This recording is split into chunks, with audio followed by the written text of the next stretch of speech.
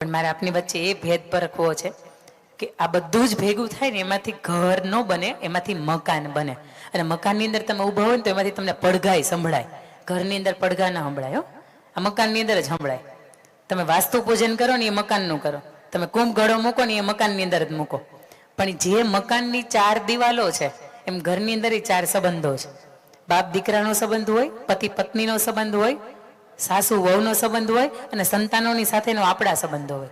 આ બધા જ સંબંધોની વચ્ચે પ્રેમ હોય, હૂંફ હોય, લાગણી હોય, સંવેદના હોય અને આ બધાના તત્વો હોય ને અને પછી એ સંબંધ ચાલતા હોય ને તો એને મકાનમાંથી ઘર બન્યું કહેવાય. બાકી આજે 80 વર્ષ પૂરા થઈ જાય ને છતાં હજી મકાનના ઘણા મકાન જ રહેતા હોય. આ મકાનને ઘરનો એક જ તમને ઉદાહરણ આપું. સાસુબાઈ એવું કે હું મારી ચા મારા હાથે બનાવે, કારણ કે મને તું બને ની ફાવતી નથી. ઓલી 30 વર્ષથી પરણીને આવી છે તોય રોજ ચા બનાવે, તમને નથી ફાવતી, એ એની હાથે બનાવે, વહુ એની હાથે કરે. એટલે વહુ એવું કે તમારે ચા તમે હાથે કરો છો ને તો જાઓ તમારા કપડાં તમે હાથે ધોજો. એટલે વહુ એની રીતે ધોકા પછાડતી હોય અને હાહુબાઈ એની રીતે ધોકા પછાડતા હોય. અને ઘરના દરવાજા તો ધડાધડી દરવાજા, એમ લાગે કે 7 જન્મના પાપ કર્યા છે એટલું બધા એને પછાડે. આ જે છે ને ઘરની અંદર, એ ઘર નથી, એ મકાન છે. બાકી ઘરની અંદર તમે રાતે 11 વાગી જાય અને હજી આપણા પુરુષ હોય એ કોઈ આવ્યા ન હોય, સસરા હોય આવ્યા ન હોય ને તમે હળવળતા હોય ને તમને ઊંઘ ન આવે ને એટલે વિચારજો કે હા આ ઘર છે. કારણ કે કોઈ વ્યક્તિ ઘરની બહાર જાય ને તો એની પાછળ આપણે અખંડ દીવા થાય, એની પાછળની માનતાઓ થાય કે એ માણસનું કાર્ય છે ને એને સરસ રીતે પૂરું કરજો. આ મારું કાર્યનું શરૂઆત જ્યારે થઈ હશે ત્યારે ગોવિંદભાઈ ક્યારેક એવો સમય બન્યો હશે ને કે રાતના 2-2 વાગી જાય કોઈ કાર્યક્રમથી, મિટિંગો ચાલતી હોય, અહીંના કોઈના સ્લેબ ભરાતા હોય, આ યજ્ઞશાળાઓ બંધાવાતી હોય અને ત્યારે તમને એમ થાય કે આવવા દે 2 વાગે. એને રોજ હે ને હું કામ હોય, એ ભજીયા ખાવા હાટું જ બધા ભેગા થતા હોય, કંઈ કામ કરવા હાટું જ ભેગા ન થતા હોય. અને 2 વાગે ઓલો માણસ થાક્યો પાક્યો આમ પગ એકી બેકી રમતા હોય ને ઘરે આવે ને તમે ઉધળો લ્યો ને, આને મકાન કહેવાય ને ઘર ન કહેવાય. આ તો તમને ખબર છે કે માણસ કામ થઈ ગયો તો સાંજે આવે ને એટલે એને પૂછો રાતે 2 વાગે ચા પીવીશ, એ માણસને એમ થાય કે નહીં હું જે કામ હાટું ગયો હતો ને એ કામ ઠેકાણે પડ્યું બરોબર. કારણ કે ઘરે આવીને મને વધાવતું નથી, ઘરે આવીને કોઈક રાહ જોવે છે. અને આવી કોઈકની તમે રાહ જોવો ને, અને એક વ્યક્તિને બાટલો કદાચ ચડતો હોય અને તમને ખાવું ન ભાવે ને એટલે સમજો કે એની અંદર સ્નેહ છે, એ સંબંધોની અંદર હૂંફ છે. અને સાસુબા બરાબરના બીમાર પડે ને ગોઠણ દુખતો હોય અને તમને એને ગોઠણના મોજા લઈ દેવાનું મન થાય ને તો એ ઘર. બાકી તમારે કોક એમ કે ભાઈ પરિવાર આખો હરિદ્વારની જાત્રાએ જાય છે, ના રે ના અમારે હાહુબાન નામ ન લખતા, એને બહુ ગોઠણ દુખે રહે ઘરે. આવું જે હાલતું હોય ને એને હજી મકાન કહેવાય. સંવેદના હોય, હૂંફ હોય, પ્રેમ હોય, લાગણી હોય ને એને ઘર કહેવાય. તમારું મારું ઘર છે ને એનો આપણને આનંદ છે. ઘરની અંદર મેં તમને કહ્યું એમ કે 4 દિવાલ હોય, ઉપરના ઈશ્વરના આશીર્વાદ છે કે એને કરોડોનું આપણને લક્ષ્મીજી સ્વરૂપે વરસવું કે એને કેવી રીતે વરસવું. અને માં ધરતી તો બધાની હરખી છે પણ 4 દિવાલ છે ને એની અંદર બધાને ભેદ છે. ઘરની પહેલી દિવાલ એટલે કોણ, ઘરની બીજી દિવાલ કોણ, ઘરની ત્રીજી દિવાલ ને ઘરની ચોથી દિવાલ એટલે કોણ. અને ઘરની આ 4 દિવાલ મજબૂત હોય ને સાહેબ, પાકિસ્તાન વાળા બોમ્બ બ્લાસ્ટ તમારા ઘરને આંગણે કરે ને છતાંય તમારી એ દિવાલ છે ને એ તૂટે નહીં. એની મારે તમને વાત કરવી છે. ઘરની પહેલી દિવાલ એટલે ઘરની અંદર આર્થિક કમાણી જે કરનારો વ્યક્તિ છે ને આને ઘરની પહેલી દિવાલ કહેવાય. ઘરનો ભાઈ હોય, દાદા હોય, મોટો ભાઈ હોય અથવા તો નાનો ભાઈ હોય, જે વ્યક્તિ ઘરનું સંચાલન કરે છે આને ઘરની પહેલી દિવાલ કહેવાય. એ કેવો હોય. ઘરની બીજી દિવાલ એટલે સ્ત્રી પાત્ર, એ કેવા હોય. ઘરની ત્રીજી દિવાલ એટલે આપણા સંતાનો, જે ખાસ કરીને 12 થી 22 વર્ષની ઉંમરના થયા, જેમના હજી લગ્ન નથી થયા અને જેને હવે સમાજ શું છે, દુનિયા શું છે, આ દુનિયાદારીની ધીરે ધીરે કરતા ખબર પડી છે. આ ત્રીજી દિવાલ છે. અને ઘરની ચોથી દિવાલ એટલે ખાસ કરીને આપણા મા બાપ, એને ઉજળા કુવડાપણને આપ્યા છે અને એટલા માટે ઈશ્વરની કૃપાથી આપણા ઘરની અંદર આ ઉજળા કુળની અંદર જન્મ થયો છે. એને જ ગામના બૂચ મારવાનું કામ કર્યા હોત ને તો એ આપણે આ ગામની અંદર આપણા મા બાપ આ છે એની ઉપર ગર્વ ન લઈ શકતા હોય. આજે મેં દાતાશ્રીઓ કેટલા એવાય જોયા હતા કે એમના સ્વર્ગસ્થ પિતાશ્રી હોય અથવા તો એમના માતૃશ્રી હોય ને એમના નામ ઉપર એને દાન જાહેર કર્યું હતું અથવા તો દાન એને સમાજ માટે આપ્યું હતું. એ મા બાપે એવા કંઈક કામ કર્યા છે કે જેના નામ ઉપર તમને આજ 2-5 લાખ, 10 લાખ, 15 લાખ દેવાનું મન થાય. આવા મા બાપ છે એ ઘરની ચોથી દિવાલ છે. આપણે વાત મૂળ કરીએ. ઘરની પહેલી દિવાલ એટલે કોણ? ઘરનો જે ભાઈ છે ને, જે કમાવાનો વ્યક્તિ છે, એ ઘરની પહેલી દિવાલ. હવે એમાં મોટો ભાઈ હોય, મેં તો કેટલાય ઘર એવા જોયા છે. મોટો ભાઈ હોય એટલે જેઠાણી બાના ખીચાની અંદર થોડાક 2-5 હજાર વધતા હોય અને ઘરની અંદર 8-10 વ્યક્તિઓ રહેતા હોય ને એટલે પહેલી વખત ઘરની અંદર કાજુ આવે, પહેલી વખત સરસ મજાના ફ્રૂટ આવે, વિદેશના ફ્રૂટ આવે. બપોર ન થાય ત્યાં સ્વાહા થઈ જાય, કારણ કે ઘરની અંદર 8-10 વ્યક્તિઓ રહેતા હોય એટલે બધાના ભાગમાં ચીર કે ફાડું માંડ આવ્યું હોય. એટલે જેઠાણી બાને એમ થાય કે એને પપ્પા બહુ સારું કમાય છે, પણ અમારા છોકરા બિચારા ડ્રાયફ્રૂટ ખાતા જ નથી. એટલે અમે બેની કે તમે અહીંયા બેહો, અહીંયા તમે થાક્યા હશો ને તો હું તમને એક મુઠ્ઠી ડ્રાયફ્રૂટ આપું. મેં ના ના હોલમાં આપો. ના ના બેન તમે રૂમમાં બેહો, હું તમને ન્યા આપું છું. અમે અમારા છોકરા ખાય શકે ને એટલે અમે અમારા દરવાજાની અંદર રાખ્યા છે. તમને એમ થાય છે કે એનાથી છોકરાને લોહી બને? એમ ઝાડા થઈ જાય, નકર કબજિયાત થઈ જાય. છોકરાને લોહી ન બને. આપણા દિયરના સંતાનો, આપણા નણંદના સંતાનો ખાધા પીધા વગરના રહેતા હોય અને આપણે આપણા સંતાનો નહીં તારે તાજા માજા થાય ને એના માટે એની બુદ્ધિ છે ને ભ્રષ્ટ થઈ જાય આવું ખાય. એની કરતાં બેટર છે કે આપણા સંતાનો ખાતા હોય ને એ જ આપણા ભાઈઓ કે બહેનોના ઘરની અંદર જે એક છતની નીચે રહી છે ને બધાના સંતાનો માટે એક હરખું આપણને વિચાર આવે. ઘરનો મોભી તરીકે ખાસ આપને મારે વિનંતી છે કે ભાઈ કેવો હોય. અમારે સુરતની અંદરનો એક પ્રસંગ આપની વચ્ચે મારે કેવો છે. એક ભાઈ જે ઘરનું સંચાલન કરે, પોતે કરોડોની અંદર એની આવક, નાનો ભાઈ બિચારો 2-5 ધંધા ફેરવે પણ છતાંય તે ધંધાની અંદર ક્યાંય સેટ ન થાય એટલે નાનકડી એવી નોકરી કરે અને એમાંથી ઘર પરિવાર ચાલે. મોટા ભાઈ કે એ પ્રમાણે ઘર ચાલતું હોય. મોટા ભાઈ સાંજે ઘરની અંદર આવે, એક શેરીમાં એમાંનું મકાન, ને મકાન નંબર એનો 28.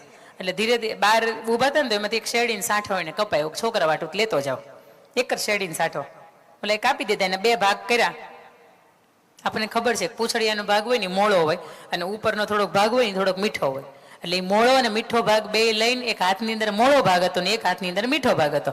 અને ઘરની અંદર આવ્યા ભાઈ 25 નંબરનું ઘર જેવું ક્રોસ થયું ને એટલે 28 નંબરની અંદર દેખાયું 2 દીકરા રમે છે. જે બાજુના હાથની અંદર મોળો ભાગ છે એ બાજુ પોતાનો દીકરો રમે છે અને જે બાજુના હાથની અંદર મીઠો ભાગ છે એ બાજુ પોતાના ભાઈનો દીકરો રમે છે. એટલે ધૃતરાષ્ટ્ર વૃત્તિ આને કહેવાય. ત્યાં જેવા નજીકી બાળકોની સાથે ગયા ને એટલે તરત જ એમ કરી આમ હાથની ચોકડી મારી દીધી, લ્યો છોકરાઓ શેરડી ખાઓ. પોતાના છોકરાને તો કે મીઠો ભાગ આવે, પોતાના ભાઈના દીકરાને તો કે ક્યાં એટલું બધું કમાય છે, એને તો કે મોળો ભાગ આવે. અને આવા ધૂતરાષ્ટ્ર અત્યારે ગલીએ ગલીએ પડ્યા છે, નાકે નાકે પડ્યા છે અને ઘણા ઘણા ઘરની અંદર એ પડ્યા છે. એક ભાઈ તરીકે તમે ઘર ચલાવતા હોય અને તમારી માટે સંયુક્ત પરિવારની આખાઈની જવાબદારી હોય ત્યારે 2 હાથ જોડીના પવિત્ર મંચ ઉપરથી આપણે મારે કહેવું છે કે આ થલોટા ગામને આંગણે આ ઉત્સવ તો ઉજવાય છે, પણ આ ઉત્સવમાંથી આપણે આપણા હૃદયની અંદર હું લઈને જાઉં. 5 દિવસ પહેલા હેનું શાક હતું પૂછીશ તો ભૂલાઈ જાય, પણ આ ભાઈ તરીકે તમે કેવા હોય તો કે પાંડુની હાજરી નથી, એના સંતાનો હવે મોટા થયા છે અને એના સંતાનોની અંદર એની કુળ વધુની મર્યાદા છે એ ગામની આખાય ભરસભાની અંદર લૂંટાતી હોય. ભીષ્મ ન બોલી શકે, દ્રોણાચાર્ય ન બોલી શકે અને તે દિવસે દ્રૌપદી રોતીને કરગરતી એવું બોલતી હોય, ધૃતરાષ્ટ્ર મહારાજ આપ તો મહારાજ છો, તમે કહેશો ને તો મને દુશાસન છોડી દેશે, તમે કયો તો ખરા. અને ત્યારે બેઠા બેઠા ભગવાને એને ઈશ્વરે તો દ્રષ્ટિ નહોતી આપી, પણ આ જે થઈ રહ્યું હતું ને એમાં તો એને આંખો ખોલવાની જરૂર હતી. અને ત્યારે એવું કીધું હતું અત્યારે ધૃતરાષ્ટ્ર રાજા કહેવાય ને એ જે કરે છે ને એ બરોબર જ કરે છે. પણ પુત્ર મોહના કારણે એ પાંડવોએ 5 ગામડા જેટલી જમીન માગી હતી ને તેથી એવું કીધું હતું કે અણી જેટલી એ નહીં આપું. જેથી ભાઈઓ ભાગલા પડે ને તેથી વિચારજો કે મેં આખી જિંદગી વહીવટ તો કર્યો છે પણ મારાથી નાનો છે ને એને ઈશ્વરની કૃપાથી થોડુંક બુદ્ધિ ઓછી છે, બળે ઓછું છે, એની પાસે સામર્થ્ય ઓછું છે અને મારી કરતાં એની પાસે વગે ઓછી છે. તેથી એના જીવનની અંદર ક્યારેક ઘટનારો કોઈ પ્રસંગ આવે ને તે દિવસે એક ભાઈ તરીકે તમે એની હારે ઊભા રહેજો. અને ઘરની પહેલી દિવાલ કહેવાય. અને ઘરની પહેલી દિવાલ મજબૂત હોય ને તો સમાજને વાંધો ન આવે અને તો ઘરને વાંધો ન આવે. બીજું મારે તમને ઉદાહરણ આપવું છે કે ભાઈ તરીકે તમે કેવા હોય. આદર્શ રામને તમે હંમેશા પૂજ્યા. તમારા ગામની અંદર તો પ્રભુ શ્રી રામનું મંદિર પણ છે અને મારા ઈષ્ટદેવે છે. એટલે રામની વાત ન કરું, સરદાર વલ્લભભાઈ પટેલની વાત ન કરું, ત્યાં સુધી મને એમ લાગે આ મંચ ઉપર કંઈક અધૂરપ રહી. પ્રભુ શ્રી રામને જ્યારે 14 વર્ષનો વનવાસ મળ્યો અને 14 વર્ષના વનવાસની અંદર વનની અંદર પોતે આગમન કર્યું એટલે વનદેવી એને પ્રણામ કર્યા અને કીધું પ્રભુ તમારું આ વનની અંદર સ્વાગત છે, હું તમારી સેવા શું કરી શકું. અને તે દિવસે ભગવાને એવું કીધું હતું પ્રભુ શ્રી રામે કે વનદેવી તમારું મારું સ્વાગત જ કરવું હોય ને તો તમે એવું કરો કે રસ્તાની અંદર અમને કાંટા ખૂબ વાગ્યા છે, આ રસ્તાના કાંટા છે ને એને તમે હટાવી દો તો અમને એવું લાગશે કે તમે અમારી ઉત્તમ સેવા કરી. વનદેવી એને પૂછે છે એ સમયે વનદેવી મરક મરક હસે છે અને પ્રભુ શ્રી રામને એવું કહે છે કે પ્રભુ આપ તો વચનના પાકા છો ને તમે 14 વર્ષ સુધી વનની અંદરથી જવાના નથી, હવે છતાં એમ કેમ એમ કહો છો કે રસ્તાની અંદર કાંટા ખૂબ વાગ્યા છે, રસ્તામાંથી હવે મારે અહીંથી નીકળવાનું જ નથી તો એમ કેમ કહો છો કે તમે અહીંથી કાંટા છે એ ઉઠાવી લ્યો. અને તે દિવસે પ્રભુ શ્રી રામ ઉત્તમ તમને વાત કરે છે કે 14 વર્ષ સુધી મારે તો નથી જવાનું પણ હું જ્યારે વનની અંદર આવ્યો ને ત્યારે ભરત મામાને ઘેર ગયો હતો.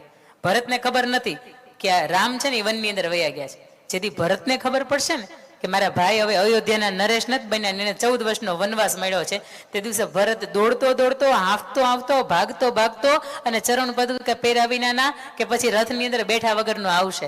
આ કાંટા મને વાગે ને તો પોસાય. પ્રભુ શ્રી રામ એવું કહે છે, કાંટા મને વાગે ને મારા જીવનની અંદર તો પોસાય, પણ મારા ભાઈને ન વાગવા જોઈએ. સાહેબ, આ રામ છે ને એને આપણે આદર્શ માનીએ છીએ, અને એની પાસેથી આ વાત આપણે શીખી શકીએ. જીવનની અંદર કષ્ટ આવવા હોય ને, ઈશ્વરને કઈ, મહાકાળી માને કઈ તારે કષ્ટ દેવા હોય ને તો મને દેજે. મારા સમાજ કે ગામને તો પછીની વાત છે, પણ મારા ભાઈના જીવનના જે કષ્ટો છે ને એ ન આવે. અને તમને એમ થાય તમારી મારા ખીચામાંથી હમણાં એક ચલની નોટ કાઢીએ ને તો એ નોટની અંદર ગાંધી બાપુની મૂર્તિ છે, ગાંધી બાપુનો ફોટોસ છે. ગાંધી બાપુ એટલે રાષ્ટ્રપિતા કહેવાય, છતાંય આજે વર્લ્ડનું સૌથી ઊંચામાં ઊંચું સ્ટેચ્યુ સરદાર વલ્લભભાઈ પટેલનું હું કેમ બને? પાટીદારના સંતાન તરીકે આપણને આમ ભારોભાર ગર્વ થતો હોય કે આપણો બાપ બેઠો છે. અને તમે સમજો તો ખરા, પાટીદાર સમાજના માઈ એટલી ઊંચી છે ને બાપે એટલો ઊંચો છે. માં એટલે 504 ફૂટનું વિશ્વ ઉમિયા ધામ બને છે, અને વિશ્વનું સૌથામાં ઊંચામાં ઊંચું કોઈ મંદિર હોય ને તો 504 ફૂટનું માં ઉમિયાનું મંદિર છે. એટલે એની માઈ એટલી ઊંચી છે. અને 597 ફૂટનું સૌથી ઊંચામાં ઊંચું કોઈ સ્ટેચ્યુ હોય ને તો એ સરદાર વલ્લભભાઈ પટેલનું. એટલે એનો બાપે ઊંચો છે, અને જેના માન બાપ બે ઊંચા હોય ને એના વિચાર, એના સંતાનોના કોઈ દિવસ નીચા ન હોય.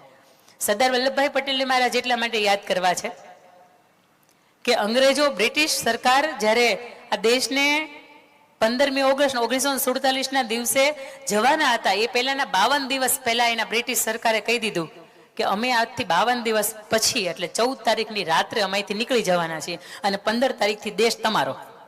અમે ગુલામી કરી હતી તમારી ઉપર વર્ષો સુધી, 200-250 વર્ષ સુધી શાસન કર્યું, પણ હવે અહીંથી અમે છૂટા થઈને જવાના છીએ. હવે તમારે આ દેશને એક કરવો હોય તો ભલે, અને તમારા નાના નાના રજવાડાઓની અંદર અમે જે અત્યારે વિભાજિત કરી દીધો, તમારે એવી રીતે ચલાવવું હોય તો ભલે. તે દિવસે ચિંતા હતી કે આ દેશનું બંધારણ હવે કોના હાથની અંદર? આ દેશને અખંડ કરવા માટે શું કરવું? અને 52 દિવસ આડા હતા, અને ગાંધી બાપુને માથે પરસેવો વળી ગયો હતો. અને તે દિવસે સરદાર વલ્લભભાઈ પટેલે એવું કીધું, બાપુ ચિંતા ન કરો. આ 52 દિવસ તો હજી વધારે આપણને એને અગાઉથી કહી દીધું.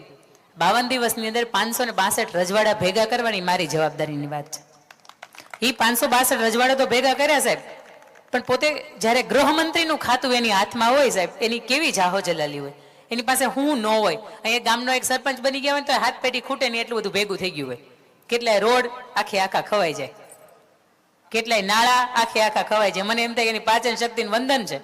આપણા સરપંચ એવા નહીં હોય, નિખાલે છતાં હું એમ મળી હમણાં પાછું એવું નહીં કહેતા કે સરપંચ સાહેબ અમને કહો છો એમ.